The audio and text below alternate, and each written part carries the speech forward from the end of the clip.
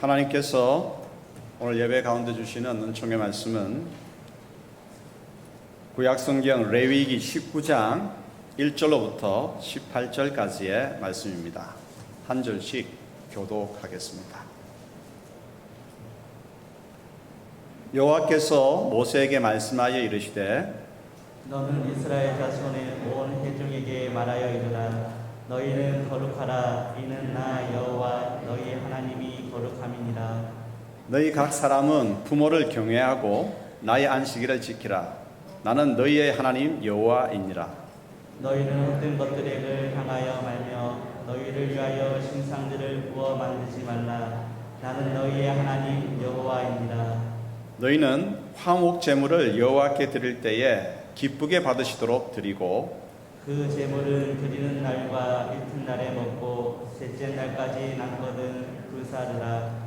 셋째 날에 조금이라도 먹으면 가증한 것이 되어 기쁘게 받으심이 되지 못하고 그것을 먹는 자는 여호와의 성물을 더럽힘으로 말미암아 죄를 당하리니 그가 그의 백성 중에서 끊어지리라.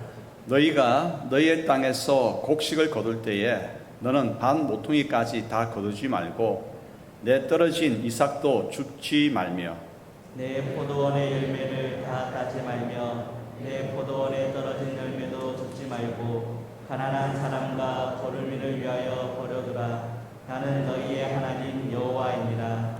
너희는 도둑질하지 말며 속이지 말며 서로 거짓말하지 말며 너희는 내 이름으로 거짓 맹세함으로 내 하나님의 이름을 욕되게 하지 말라. 나는 여호와이니라. 너는 내 이웃을 억압하지 말며 착취하지 말며 품꾼의 삭슬 아침까지 밤새도록 내게 두지 말며 너는 기먹은 자를 저주하지 말며 맥인 앞에 장애물을 놓지 말고 내 하나님을 경외하라. 나는 여호와이니라.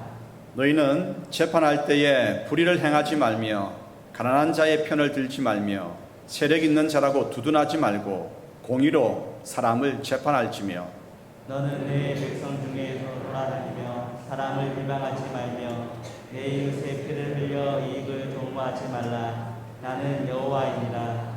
너는 내 형제를 마음으로 미워하지 말며 내 이웃을 반드시 견책하라. 그러면 내가 그에 대하여 죄를 담당하지 아니하리라.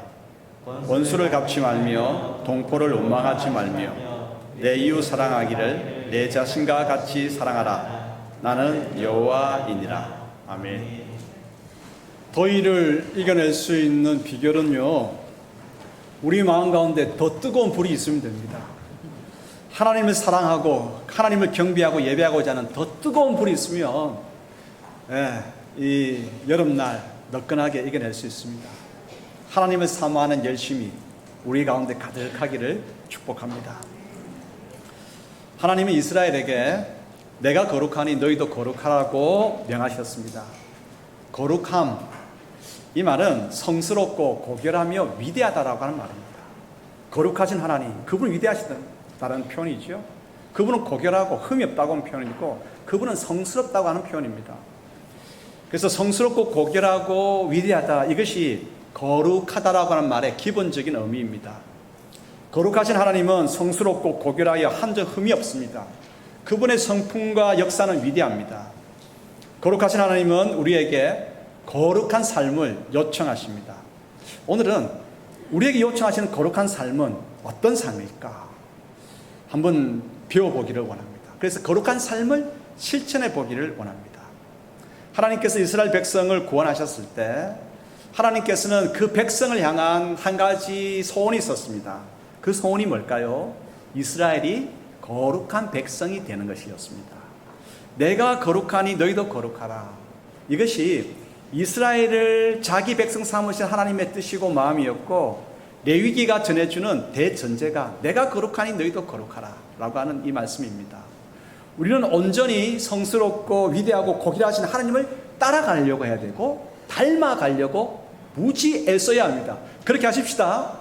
거룩하신 하나님을 닮아가려고. 마스크 쓰셨다고 답을 안 하십니까? 다시 한번 해보십시다. 자, 하나님, 거룩하신 하나님을 닮아가려고 애를 무지 써보십시다. 네.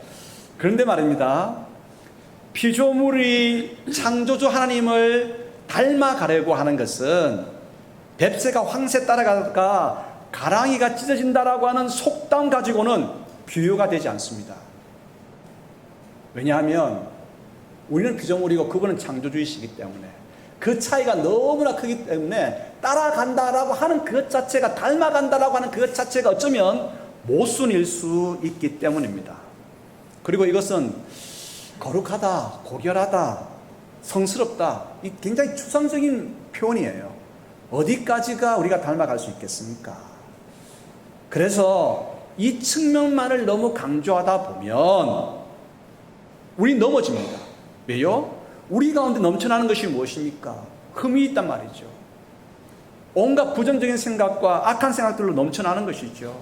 죄악이 있죠. 말씀에 대한 의심이 끊임없이 솟구치고 있거든요. 어두운 면이 오늘도 계속해서 우리 눈앞에 왔다 갔다 한단 말이죠.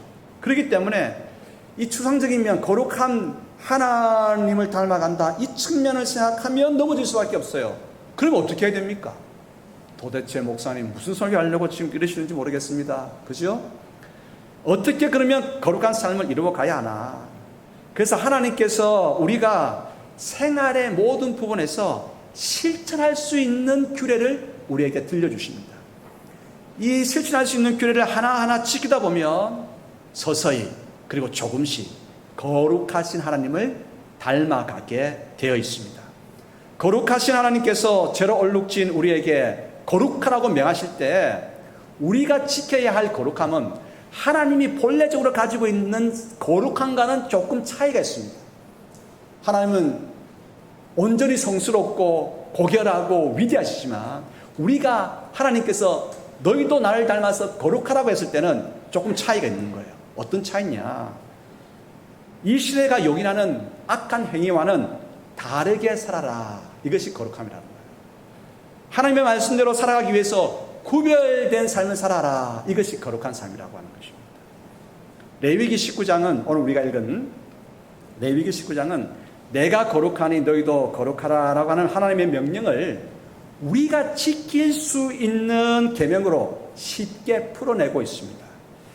그래서 10계명을 기본으로 하여서 일상에서 우리가 거룩하게 살아내기 위한 아주 구체적인 우리가 지켜낼 수 있는 규례를 우리에게 제시하여 줍니다. 거룩한 삶이라고 하는 것은 첫째는 나누는 삶이고 둘째는 약자와 이웃을 보호하는 삶이고 이것은 한마디로 이웃을 사랑하는 삶이거든요. 이웃을 사랑하는 삶이 하나님께서 우리에게 요청하시는 거룩한 삶이다 말씀하십니다. 자, 그러면 여기에 대해서 좀 더 구체적으로 들어가 보십시다. 자, 마음을 활짝 열고 하나님의 음성 경청할 준비가 되셨습니까? 네. 하나님께서 말씀하십니다. 첫 번째 교훈입니다. 거룩함의 출발은, 우리가 행해야 할 거룩함의 출발은 나누는 삶이라고 하는 것입니다. 하나님은 이스라엘에게 내가 거룩하니 너희도 거룩하라고 명하십니다. 우리가 그러면 행해야 할 거룩한 삶은 무엇일까요? 거룩함의 출발은 나누는 것에서 출발합니다. 나누는 것, 두 가지 예를 한번 들어보고자 합니다. 화목제사와 그리고 추수기를 한번 생각해 보고자 합니다. 여러분, 화목제물은 힘든 형제들과 함께 나누도록 하나님께서 규정을 정하셨습니다. 힘들다. 형제들이 어떤 이유로 힘들까요?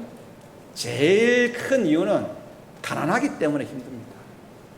뭐니 해도 가난하기 때문에 힘든 거예요. 또 마음이 살아가다 보면 마음이 무너져서 힘이 든 거예요. 여러 가지 이유로 마음이 생채기가 나서 마음이 무너질 수가 있죠. 그럴 때 힘든 것입니다. 이러한 힘든 형제를 어떻게 하라고요? 화목제사에 초청하는 것입니다. 내가 화목제사를 드릴 때에 힘든 영혼들을, 형제들을 초청해서 화목제사를 드리고 난 다음에 하나님께 드린 화목제물을 가지고 함께 식사를 하는 것입니다.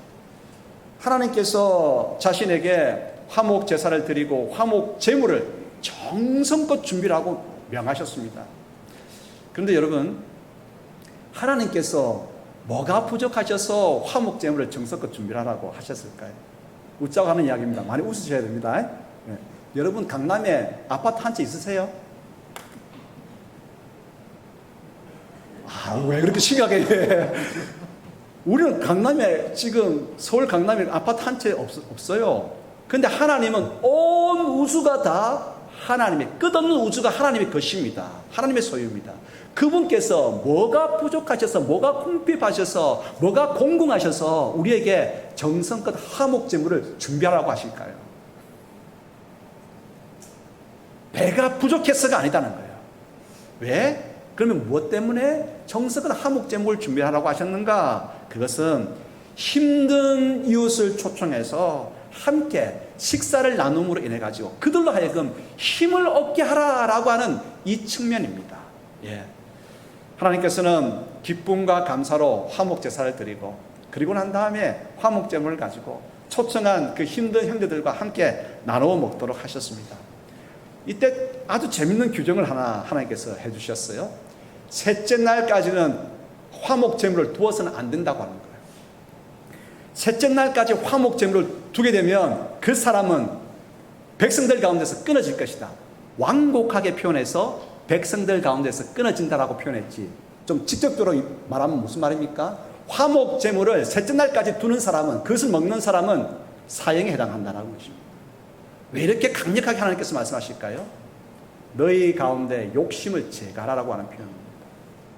화목제사를 드리고 정성껏 준비한 그 제물을 가지고 내 욕심은 어떻게 나에게 이야기하느냐?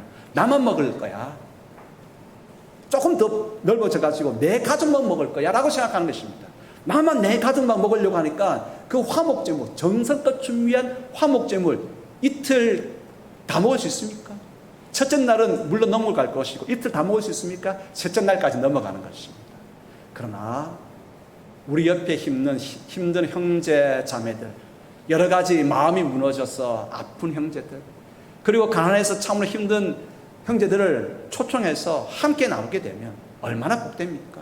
예, 둘째 날까지 전부 다 기쁨으로 먹을 수 있지 않겠습니까? 그렇습니다. 여러분, 하나님께서는 우리 욕심을 버리고 가난해서 먹기가 힘든 형제와 여러 가지 이유로 마음이 무너진 자매를 초청해서 함께 식사해서 그들로 하여금 힘을, 용기를, 희망을 얻도록 해라. 이것이 바로 거룩함의 출발이라고 말씀하십니다. 여러분, 거룩함이라고 했을 때 추상적이지 않습니다. 멀리 있는 것이 아닙니다. 거룩함이라는 것은 뭡니까? 나누는 것에서부터 출발합니다. 그렇게 하십시다. 아멘. 마스크 썼다 자꾸 아멘 안 해. 다 같이 하십시다. 그렇게 하십시다. 결심하면서 5절로부터 8절 읽어보겠습니다. 너희는 화목제물을 여호와께 드릴 때에 기쁘게 받으시도록 드리고 그 제물은 드리는 날과 이튿날에 먹고 셋째 날까지 남았거든 불사르라. 셋째 날에 조금이라도 먹으면 가증한 것이 되어 기쁘게 받으심이 되지 못하고 그것을 먹는 자는 여호와의 성물을 더럽힘으로 말미암아 죄를 담당하리니 그가 그의 백성 중에서 끊어지리라. 아멘. 그리고 우리가 나누는 것을 생각할 때 두 번째 경우를 한 번 더 생각해 보십시다. 두 번째 경우는 뭐냐면 추수기입니다. 추수기 때에 곡식을 이제 뱁니다. 예나 지금이나 힘든 사람들은 그때도 있었고 지금도 있었고 앞으로도 있을 것입니다. 살아보기 위해서 이곳저곳을 떠도는 이들이 여럿이 있습니다. 하나님의 마음은 그들을 향해 있습니다. 아버지의 마음이 그들을 향해서 있기 때문에 우리의 눈도 마음도 그 가난한 이들, 살아보기 위해서 이것저것을 떠드는 나그네에게 우리 마음도 가 있어야 합니다. 아버지의 마음, 그렇죠? 여러분 축복합니다. 우리의 마음이 아버지의 마음으로, 우리의 시선이 아버지 눈이 가 있는 곳으로 향할 수 있게 되기를 축복합니다. 하나님께서 우리에게 말씀하십니다. 너희가 지금 추수하는 기쁨이 있느냐? 추수하면서 큰 기쁨이 있느냐? 그렇다고 한다면 추수하다가 떨어진 이삭은 제발 끌어모으지 말라라고 말씀하십니다. 제발 끌어모으지 말라. 그리고 밭에 내 모퉁이는 남겨두라고 하는 것입니다. 그 조그마한 부분들은 남겨두어서 가난한 사람들이 일용할 양식으로 살아갈 수 있도록 남겨두라고 말씀하십니다. 과일을 거둘 때도 마찬가지입니다. 과일을 거둘 때도 한 나무에 몇 개는 좀 남겨두라고 하는 것입니다. 다 따지 말고 떨어진 것은 그냥 놓아두라고 하는 것입니다. 하나님께서는 이렇게 나눔을 통해서 거룩함을 실천하라고 말씀하시는 것이죠. 자, 결심하십시다. 그렇게 살아가십시다. 예, 9절 10절 결심하면서 읽겠습니다. 너희가 너희의 땅에서 곡식을 거둘 때에 너는 반 모퉁이까지 다 거두지 말고 내 떨어진 이삭도 줍지 말며 내 포도원의 열매를 다 따지 말며 내 포도원에 떨어진 열매도 줍지 말고 가난한 사람과 거루민을 위하여 버려두라. 나는 너희의 하나님 여호와이니라. 아멘. 우리가 이제 이렇게 나누면서 살려고 결심합니다. 그런데 우리는 농사 짓는 사람 아니거든요. 가수원 하고 있는 사람이 아니거든요. 그러면 어떻게 해야 될까요? 어떻게 해야 될까요? 이렇게 하면 어쩔까요? 보너스, 상여금을 받았을 때, 그리고 특별 수당을 받았을 때, 연말 정산을 하고서 환급을 받았을 때, 특별히 매출이 많아졌을 때, 이때 즐거운 마음으로 가난한 이들을 위해서, 이웃을 힘든 이들을 위해서 나누면 어떻겠습니까? 그래서 목적 헌금을 하는 것입니다. 힘든 이들에게 사용해 주십시오. 딱 기록해서 목적 헌금으로 내면 교회는 이 목적 헌금을 그 용도에 맞게 사용할 것입니다. 우리가 우크라이나를 위해서 헌금을 했고 또 수해나 화재를 또 당한 이들을 위해서 헌금했지 않습니까? 힘들수록, 시대가 힘들고 어려울수록 교회는 더욱더 적극적으로 돕는 사역에 매진해야 합니다. 마음을 다해서 그렇게 해야 됩니다. 이것이 거룩함의 출발입니다. 거룩한 삶이라고 하는 것이 멀리 있지 않고 추상적이지 않습니다. 가난한 이웃을 생각하여서 함께 나누는 삶, 이것이 거룩함의 출발입니다. 지금까지 우리는 거룩하다, 거룩한 삶, 윤리적인 면을 생각했습니다. 흠없고 이런 것만을 생각했습니다. 이제 하나님께서 말씀하십니다. 얘들아, 구체적이어야 한다. 실천하자. 이것부터 하자. 나누자라고 말씀하십니다. 나누다 보면 거룩하신 하나님을 조금씩 내가 닮아가고 있더라고 하는 것입니다. 그럴 수 있게 되기를 축복합니다. 이제 두 번째 메시지입니다. 거룩함은 약자와 이웃을 보호하는 삶입니다. 우리의 삶은 나눔에서 시작해서 이렇게 약자와 이웃을 보호하는 삶으로 확대되어져 가야 합니다. 먼저 이웃을 보호하라. 이 부분 한번 살펴볼까요? 생활 속에서 이웃을 보호하는 것은 뭡니까? 청원 경찰처럼 테이저건을 옆에 차고 보호하는 것일까요? 물론 아니겠죠. 십계명 속에 이웃을 보호하는 규칙이 담겨 있습니다. 십계명 속에 무엇이 있습니까? 도둑질하지 말라. 거짓말로 속이는 행위를 금하라고 명하고 있습니다. 상대를 속이기 위해서 하나님의 이름으로 거짓 맹세하기까지도 합니다. 이것은 하나님의 이름을 망령되이 일컫는 것이죠. 하나님께서는 이런 악행을 싫어하십니다. 이 행위를 멈추라고 하나님께서 말씀하십니다. 내가 이웃을 이처럼 속이지 아니하고 도질하지 아니하고 이웃을 이처럼 보호할 때 나도 이웃으로부터 이러한 보호함을 받게 되는 것입니다. 거룩하신 하나님께서 우리에게 명하신 대로 도둑질과 속임과 거짓말을 멈추어 이웃을 보호하라라고 명하실 때 이대로 행하는 것이 곧 뭡니까? 거룩함입니다. 자, 이렇게 살아가십시다. 결심하면서 11절 12절 읽겠습니다. 너희는 도둑질하지 말며 속이지 말며 서로 거짓말하지 말며 너희는 내 이름으로 거짓 맹세함으로 내 하나님 이름을 욕되게 하지 말라. 나는 여호와이니라. 그래서 이웃을 보호하라. 좀 더 넓혀보십시다. 약자를 보호하라고 하나님께서 또 말씀하십니다. 약자를 보호하라. 약자를 보호하는 것은 어떤 것일까요? 힘없는 이들을 돌보는 것입니다. 힘없는 이들은 무시당하기 일쑤입니다. 예나 지금이나. 힘없다고 상대를 함부로 대해서는 안 됩니다. 자신과 나 똑같이 동등하게 얘기해야 됩니다. 나는 다른 사람들로부터 어떻게 대우받기를 원하십니까? 존중받기를 원합니다. 내가 다른 사람들로부터 존중받기를 원하는 것처럼 힘없는 상대도 어떻게 해요? 동일하게 대해야 합니다. 또한 품꾼을 한번 생각해 보십시다. 하루 벌어 살아가는 품꾼들이 있습니다. 이들은 가난합니다. 가난한 품꾼이라고 함부로 대해서 그날 삭스를 주지 아니하고 다음날까지 넘어가게 하는 것, 하나님께서 그렇게 하지 말라라고 말씀하십니다. 그들이, 가난한 품꾼들이 편안하게 안전하게 살아갈 수 있도록 품꾼의 삭스는 주인의 것보다 먼저 챙기라고 말씀하십니다. 그리고 장애우들을 한번 생각해 보십시다. 지금은 장애를 가진 장애우들의 인권이 많이 향상되었죠. 그러나 장애를 가진 이들은 예로부터 천대와 놀림을 받아왔습니다. 그런데 모세가 활동했던 그 시대, 하피루들이 애굽을 탈출했던 그 시대, 이런 시대 때부터 하나님께서 우리에게 명하신 것이 있습니다.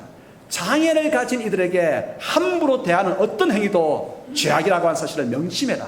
그 죄악을 행하는 자에게는 내가 마땅한 보응을 할 것이라고 말씀하셨습니다. 그래서 여러분, 청각장애인 들리지 않는다고 그에 대해서 함부로 조롱하고 저주하고 그러면서 기득거려서는 안 된다고 말씀하십니다.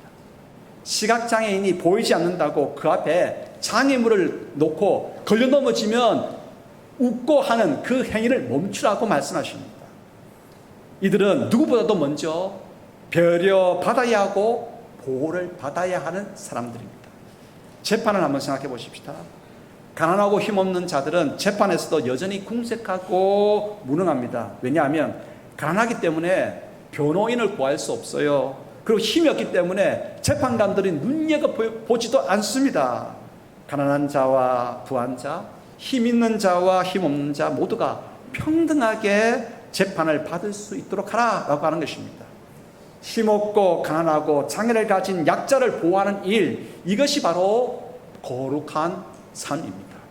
이렇게 살아가십시다. 자, 그러면 13절로부터 15절 다짐하면서 함께 읽겠습니다. 너는 내 이웃을 억압하지 말며 착취하지 말며 품꾼의 삭슬 아침까지 밤새도록 내게 두지 말며 너는 기먹은 자를 저주하지 말며 맹인 앞에 장애물을 놓지 말고 내 하나님을 경외하라. 나는 여호와이니라. 너희는 재판할 때에 불의를 행하지 말며 가난한 자의 편을 들지 말며 세력 있는 자라고 두둔하지 말고 공의로 사람을 재판할지며. 아멘. 자, 그러므로 우리는 일상의 삶에서 도둑질과 거짓말을 그치도록 하십시다. 억압과 착취와 장애인을 괴롭히는 것과 불공정한 재판을 멀리해야 됩니다. 이것이 거룩함입니다. 우리가 하나님 앞에서 행해야 할 거룩함입니다. 가나안의 문화는요, 이러한 것들을 용인했습니다. 용인했단 말이죠. 너무나 당연시하게 여겼습니다. 스스로 자신을 지키지 못하는 사람들을 바보처럼 취급을 했습니다. 힘없고 가난하고 장애를 가진 이들은 억압을 당해도 그 시대는 보편이었습니다. 하지만 성도의 삶은 달라야 합니다. 여러분, 다르다. 정의했죠? 하나님의 거룩함이라고 하는 것은 고결하고 성스럽고 위대한 것을 하나님의 거룩함이었습니다. 그 하나님께서 우리에게 거룩하라고 명하셨을 때 그 거룩함은 무엇입니까? 다르다고 하는 것입니다. 구별되다고 하는 것입니다. 이제 하나님께서 우리에게 말씀하십니다. 이 시대가, 그 시대가 용했던 그 삶이라 할지라도 너희는 다르게 살라고 말씀하십니다. 내 말씀을 지키는 구별된 자로 살아가라고 말씀하고 있는 것입니다. 여러분, 이제 우리는 우리 삶의 영역에서 어떤 부분에서 어떤 모습으로 이웃을 보호하며 거룩하게 살기를 다짐하십니까? 일상의 작은 부분에서부터 거룩함을 실천하는 우리 모두가 되기를 소원합니다. 이제 정리해 보십시다. 거룩함은 뭘까요? 거룩함은 한마디로 이웃을 사랑하는 것입니다. 나눈다라고 하는 것이 이웃 사랑하는 것이죠. 약자와 이웃을 보호하는 것 자체가 이웃을 사랑하는 것이죠. 여러분, 하나님을 사랑하십니까? 좀 크게 아멘 해보시죠. 하나님을 사랑하십니까? 하나님을 사랑하는 사람은 곧 이웃을 사랑하는 사람입니다. 이웃을 사랑한다라고 하는 것은 오늘 말씀을 정리해 보십시다. 나누는 삶입니다. 기꺼이 내 것을 힘든 이들과 나누는 삶이고 이웃과 약자를 보호하는 삶입니다. 이것이 이웃을 사랑하는 삶이죠. 우리가 이웃을 사랑할 때 그것이 곧 하나님을 사랑하는 것이고 거룩하신 하나님을 닮아가는 것입니다. 하나님께서 우리에게 말씀하십니다. 이웃을 사랑함으로 나를 닮아가는 나의 백성이 되라. 거룩한 공동체가 되라고 말씀하십니다. 이 시대는 자기 사랑하기에 바쁩니다. 그렇지 않습니까? 자기 사랑하기에 바쁩니다. 푸틴이 왜 지금 우크라이나 침공했습니까? 러시아 자기 나라를 더 이제 불려내기 위해서 자기 사랑하기 때문에 결국 전쟁을 일으킨 것이라고 하죠. 모든 이 땅의 악행들을 보면 자기 사랑하는 것으로부터 발생합니다. 악이 말입니다. 하나님께서 말씀하십니다. 자기 사랑하는 이 시대와는 너희는 다르게 구별되게 살라고 말씀하십니다. 이것이 너희들이 지켜야 할 거룩함이라고 말씀하십니다. 이웃을 사랑하는 것. 사랑하십시다. 조그마한 부분부터 하나님께서 지키지 못할 규례를 우리에게 명하시지 않으셨습니다. 지켜낼 수 있는 규례를 명하셨습니다. 그러므로 우리가 이웃을 사랑하는 이 삶을 통해서 하나님 앞에서 하나님을 닮아가는 거룩한 모습을 이제 서서히 갖추게 될 것입니다.